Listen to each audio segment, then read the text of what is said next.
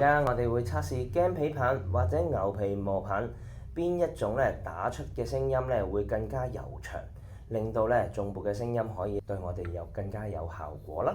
咁所以我哋為咗更加客觀嘅一個測試啦，我哋用到少少嘅工具嘅，包括咗計時器啦，包括咗呢一個係分貝計啦。因為我哋點樣去聽到由有聲到冇聲呢？呢一個嘅過程究竟有聲定冇聲呢？我哋需要一個比較客觀嘅工具，就係分貝計啦。好，咁我哋而家事不宜遲開始啦。好，咁我哋見到啱啱個讀數大概係36.7啦。我哋會以呢個作為一個根據，到時敲打完之後個聲音分貝去返同一個度數我哋就會停低啦。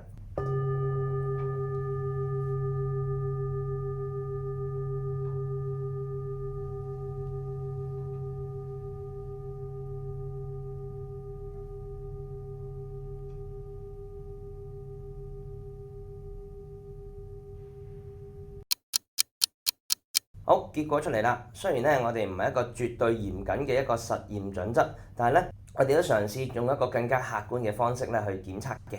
咁睇到其實個時間大約接近爭20秒左右。咁當然背景有少少誤差嘅。我哋錄製呢條片都錄咗好耐，要求即係喺一個盡量相對安靜嘅底下去做呢個檢測嘅。最後尾背後做咗幾次嘅測試啦，都係呢一支棒更加悠長，大概會有多20秒左右嘅時間，繼續讓個缽去震動同埋發出聲音。咁當然啦，仲有少少誤差嘅，因為我哋始終唔係一個絕對嚴謹嘅實驗室入面，即係科學有趣嘅角度同大家分享下科學頌缽嘅知識。多謝大家收睇。